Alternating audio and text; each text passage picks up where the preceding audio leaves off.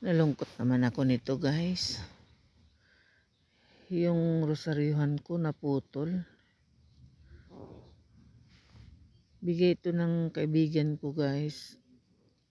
Nung nagsimba kami sa Tondo, Manila, sa Santo Niño, fiesta noon, na nagsimba kami doon. Binilhan niya ako nitong itong rosaryuhan. Matagal na sa akin to, guys.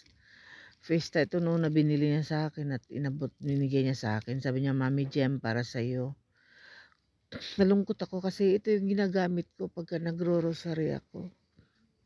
Ay, putol. Ayun ako, tumalsik pa. Sana yun? Sana yun? Ito. Tumalsik yung isang beads.